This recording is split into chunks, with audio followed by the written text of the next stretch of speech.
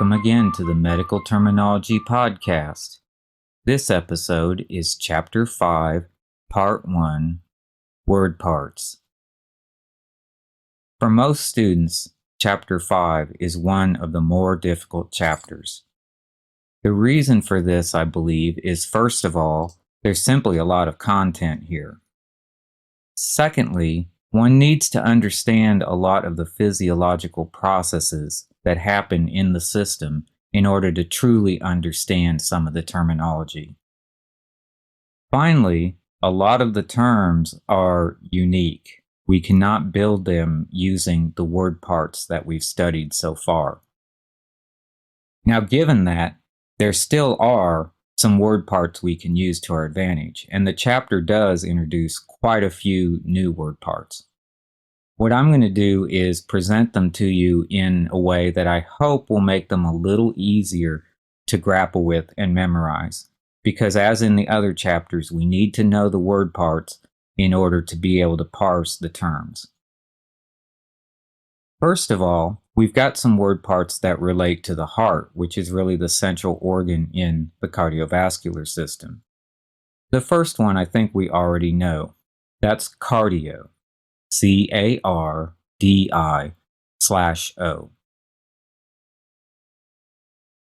Now there are two prefixes that are introduced late in the chapter that relate to disorders of the heart. And that's why I'm giving them to you now, because they relate to the heart. The first one is tachy, T-A-C-H-Y hyphen. This prefix means fast or excessively fast. We can think of a tachometer on a car. It indicates how many RPMs the engine is rotating at. Well, tachy relates to speed, and we have a term called tachycardia, which means excessively fast heart rate. Tachycardia is spelled T-A-C-H-Y-C-A-R-D-I-A. And the other prefix, I think we've already seen before, and it's the opposite of too fast, it's too slow. And that is Brady, B-R-A-D-Y hyphen. Brady means too slow, and we have a term bradycardia, B-R-A-D-Y-C-A-R-D-I-A, which means abnormally slow heart rate. Now, the second part of the cardiovascular system is the blood, and we have several word parts relating to blood. First of all, we have hemo, H-E-M/O, which is usually the primary combining form that means blood. Though we also have an alternate one, hemato, H-E-M-A-T/O. Either of those refer to blood. Again, we do have to be careful because some terms prefer one combining form, other terms prefer the other.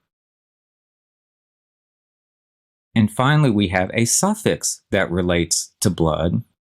That is hyphen E-M-I-A, emia. Anytime you see that suffix emia, we're also talking about blood. We usually use that suffix when we're creating a term that relates to something being wrong with the blood. Now, the blood is composed of a variety of things. We'll go into more detail about that in the next episode on anatomy. But one important thing it's composed of is cells, blood cells. And one type of blood cell are the red blood cells. And if you remember way back in chapter 1, we have a combining form that means red. That's erythro, E-R-Y-T-H-R/O. We also have white blood cells. If you remember again from chapter 1, the combining form that means white is leuco, L-E-U-K/O. Finally, in chapter 2, when we introduced the concept of cytology and cells, we learned some of the word parts that refer to cell. One that we're going to see quite a bit in this chapter is a suffix cyte, -cyte. And you may be able to see where this is going because the term for a red blood cell is an erythrocyte, ERYTHROCYTE. Erythrocyte is a red blood cell. The term for a white blood cell is leukocyte, LEUKOCYTE. And we're going to see those terms quite a bit in this chapter when we're talking about not only the anatomy, but also, of course, the various things that can go wrong with the blood and the blood cells. Finally, we have another suffix that ties into the blood, and that is -CRASIA. That's crasia. And this suffix is used in a very broad sense to mean some type of blood disorder. There's a term in the chapter, dyscrasia, DYSCRASIA, and that means a blood disorder. And it's a very broad term. It can refer to a variety of blood disorders. But if you have a blood dyscrasia, you have some kind of blood disease. Okay, and finally, we have vessels, the third major component of the cardiovascular system. And we have quite a few new combining forms that relate to vessels, and these are the ones that tend to give people trouble. So you want to pay particular attention to them in your study. First of all, we have a general combining form that just refers to vessel, and that is angio, ANGI/O. Angio means vessel, any type of vessel. It's a very broad term. We also have vaso, VAS/O. I would say we generally are going to see angio more, but again, some terms prefer vaso. Either one means a vessel. Well, there are types of vessels in the chapter, and each one of those has its own combining form. First of all, we have a type of vessel known as a vein. The primary combining form for vein is phlebo, PHLEB/O. Now we also have an alternate one, and that is veno, VEN/O. And that one kind of looks like vein. That one's not too hard, but the primary one, phlebo, is an oddball. It's like, how do you get vein from that? So you're going to have to be careful and focus on that. The next one we have is the combining form for an artery, which is a second type of vessel. The combining form for artery is arterio, ARTERI/O. That one, not too hard. Arterio, artery, kind of looks similar. But one thing you do need to be careful of is don't confuse arterio with angio, because they kind of look alike. You can get a little sloppy, confuse them, and make a mistake somewhere. Remember that angio, ANGI/O, means any type of vessel. Arterio, ARTERI/O, is a specific kind of vessel, the artery. And finally, we have the capillaries. And there is a combining form for capillary. That is capillo, CAPILL/O. That one's not too hard. Capillo, capillary, it kind of looks and sounds similar. That one's usually not too much trouble. Then finally, we have some word parts that relate to things that can go wrong inside the blood vessels. The first one is thrombo, THROMB/O, and thrombo refers to a clot.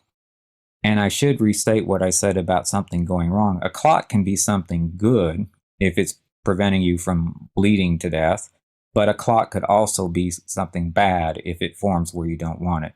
Thrombo refers to a clot. The next combining form is embolo, EMBOL/O. Now, literally, that means something inserted. In the context of Chapter 5, we're going to use embolo to create terms that refer to a foreign object circulating inside the vessels. We need to be careful with the differences between a thrombo, which is a clot, and an embolo, which is foreign object, because a clot is an example of a foreign object. I mean, it's something made of the body, but it's something specific. Floating around, you don't want it. Embolo could refer to a variety of things floating through the vessels that you don't want. So embolo, think of it as a more general term than thrombo. And finally, we have athero. And I think we saw this way back in Chapter 1. Athero, ATHER/O, refers to a fatty plaque. Now again, we need to be careful not to confuse athero with arterio. ARTERI/O, arterio, refers to an artery. Athero, ATHER/O, refers to a fatty plaque, something we would find inside the artery. Okay, that covers the major word parts for Chapter 5. And again, it helps to learn them if you group them by what they refer to. We talked about ones that are going to relate to the heart, ones that are going to relate to the blood, and ones that are going to relate to the vessels. Okay, let's go ahead and do some practice. What is a word part that refers to blood?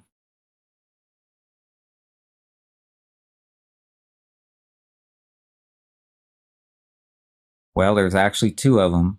The primary one is hemo, HEM/O. The alternate one is hemato, HEMAT/O.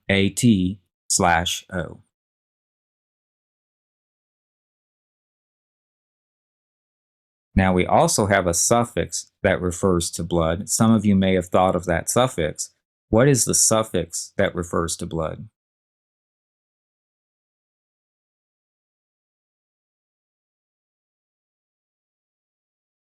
That's emia, -EMIA.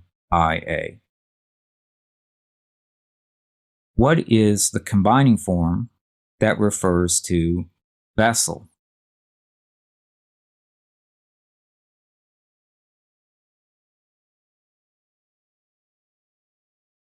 That's angio, ANGI/O, and we also have the alternate one, vaso, VAS/O. What is the prefix that means too fast?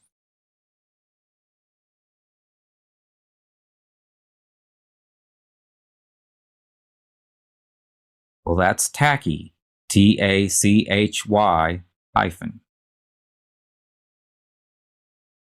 And what's the prefix that means too slow?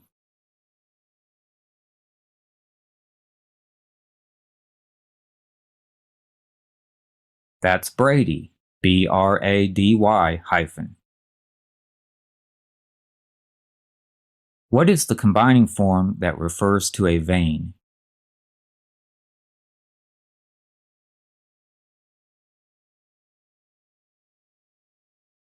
Well, again, we have two of those. Probably the primary one is going to be phlebo, PHLEB/O. We also have veno, BEN/O.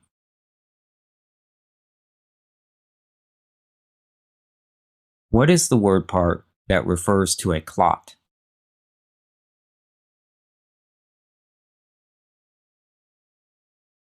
That's thrombo, THROMB/O.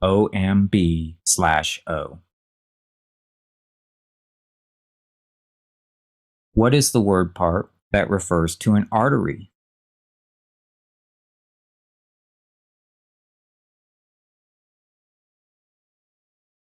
That's arterio, ARTERI/O.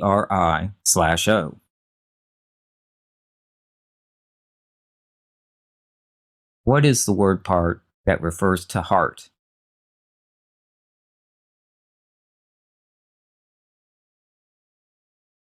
That's cardio, CARDI/O.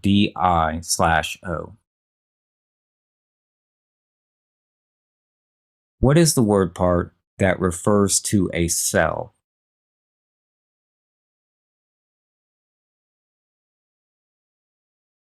Well, that's the suffix cyte, -CYTE.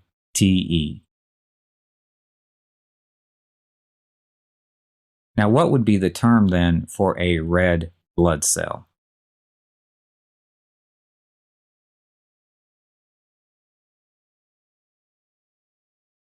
That's going to be an erythrocyte, ERYTHROCYTE.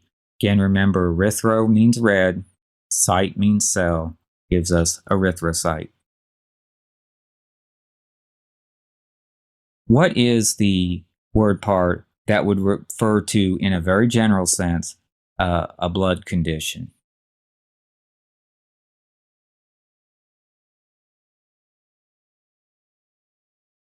Well, that would be crazy or crasia, -CRASIA.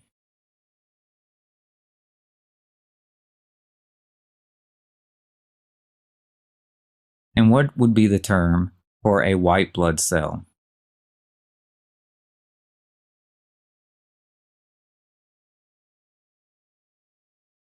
Well, that's a leukocyte, LEUKOCYTE. Again, leuko refers to white, cyte refers to cell, white blood cell, leukocyte. What is the word part that refers to a fatty plaque?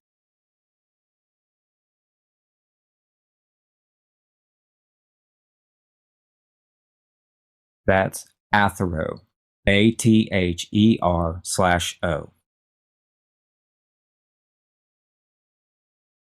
What is a word part that refers to something inserted?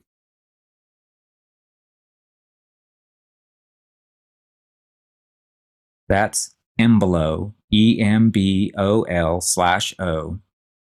Something inserted is what it literally means, but how are we primarily going to use it in this chapter? What does it refer to?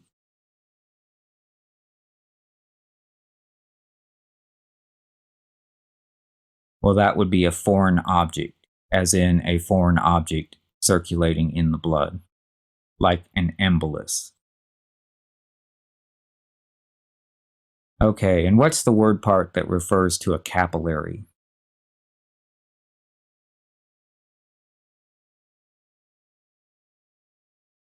That's capillo, CAPILL/O.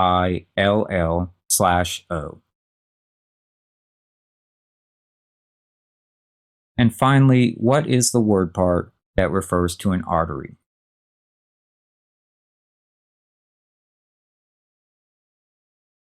That's arterio, ARTERI/O.